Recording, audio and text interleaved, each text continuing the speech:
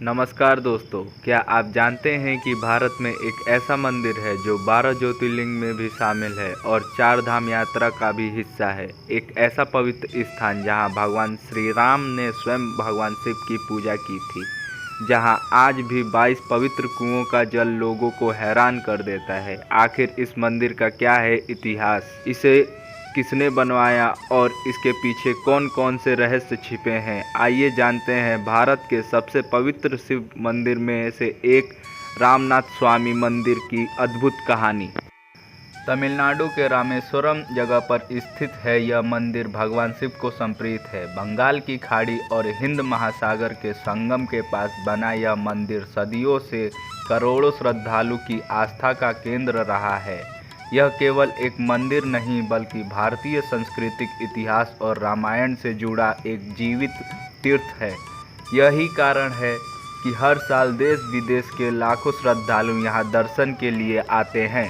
रामायण के अनुसार जब भगवान श्री राम ने माता सीता को रावण की कैद से मुक्त कराने के लिए लंका पर चढ़ाई की, तब उन्होंने समुद्र पार करने के लिए वानर सेना के साथ राम सेतु का निर्माण कराया। रावण का वध करने के बाद श्री राम को यह एहसास हुआ कि रावण एक महान विद्वान और ब्राह्मण था, इसलिए उन्होंने ब्रह्म हत्या दोष से मुक्त पाने के लिए भगवान शिव की आराधना करने का निर्णय लिया। श्री राम जी ने हनुमान जी को कैलाश पर्वत से शिवलिंग लाने को भेजा, लेकिन हनुमान जी को आने में देर हो गई। पूजा का शुभ मुहूर्त निकल रहा था, इसलिए माता सीता ने समुद्र तट की रेत से अपने हाथों से एक शिवलिंग बनाया और भगवान श्री राम ने उसी शिवलिंग की विधि विधान से पूजा की। कुछ समय बाद हनुमान जी कैलाश से शिवलिंग लेकर पहुँचे। उन्हें दुख हुआ कि उनकी प्रतीक्षा नहीं की गई। तब श्री राम जी ने उन्हें समझाया और उनके लाए हुए शिवलिंग की भी स्थापना करवाई। आज भी मंदिर में पहले विष्णुलिंगम और उसके बाद रामलिंगम के दर्शन करने की परंपरा निभाई जाती है।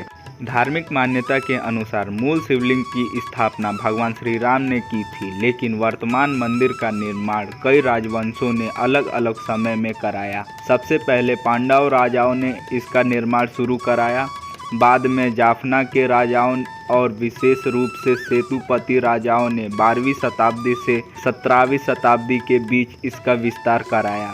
उन्होंने विशाल गलियारों, ऊंचे गोपुरम, सुंदर मंडप और पत्थरों की अद्भुत नक्काशी का निर्माण कराया। आज यह मंदिर द्राविड़ वास्तुकला का एक शानदार उदाहरण माना जाता है। मंदिर की ऊंची ऊंची दीवारें, विशाल प्रवेश द्वार और पत्थरों पर बनी महिमा कलाकृतियां उस समय के शिल्पकारों की अद्भुत कला को दर्शाती है। यही कारण है कि यह मंदिर केवल श्रद्धालुओं के लिए ही नहीं बल्कि इतिहासकारों और वास्तुकला के विशेष के लिए आकर्षक का केंद्र है। इस मंदिर का सबसे प्रसिद्ध रहस्य है यहाँ मौजूद 22 पवित्र कुएं। आश्चर्य की बात यह है कि ये सभी कुएं एक ही मंदिर परिसर में हैं, लेकिन हर कुएं का पानी अलग स्वाद देता है। कुछ पानी मीठा लगता है, कुछ हल्का खारा और कुछ बिल्कुल अलग स्वाद का है। वैज्ञानिक का मानना है कि अलग अलग भूमिगत जल स्रोतों और खनिजों के कारण ऐसा हो सकता है, जबकि श्रद्धालु इसे भगवान शिव के चमत्कार मानते हैं। मान्यता है कि 22 कुओं के जल से स्नान करने के बाद मनुष्य के पापों का नाश होता है और आत्मा शुद्ध होती है। मंदिर का दूसरा रहस्य इसका विशाल गलियारा कॉरिडोर है। यह दुनिया के सबसे लंबे मंदिर गलियारों में से एक माना जाता है। इसकी कुल लंबाई लगभग 1200 मीटर है और इसमें 1200 से अधिक सुंदर नक्काशीदार पत्थर के स्तंभ हैं। जब श्रद्धालु इस गलियारे से गुजरते हैं तो चारों ओर दिखाई देने वाली अद्भुत नक्काशी और एक जैसी बनी स्तंभों की कतारें मन को मंत्रमुग्ध कर देती है। कई लोग इसे भारतीय वास्तुकला का एक अनमोल चमत्कार मानते हैं। अब बात करते हैं राम सेतु की। मंदिर से कुछ दूरी पर स्थित धनुषकोडी। धार्मिक मान्यता है कि भगवान श्री राम ने यहीं से वानर सेना के साथ समुद्र पर राम सेतु का निर्माण शुरू कराया था ताकि लंका पहुंचा जा सके। आज भी समुद्र के भीतर दिखाई देने वाले चट्टानों की श्रृंखला को बहुत से लोग राम सेतु से जोड़कर देखते हैं।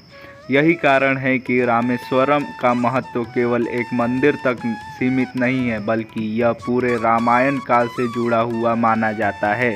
रामनाथ स्वामी मंदिर सुबह का दर्शन का समय 5 बजे से 1 बजे तक रहता है। इसके बाद मंदिर कुछ समय के लिए बंद रहता है और फिर शाम 3 बजे से रात 9 बजे तक दर्शन किए जा सकते हैं। अगर आप भी यहां दर्शन के लिए आए तो सुबह जल्दी पहुंचना सबसे अच्छा माना जाता है, क्योंकि उस समय भीड़ अपेक्षाकृत कम होती है।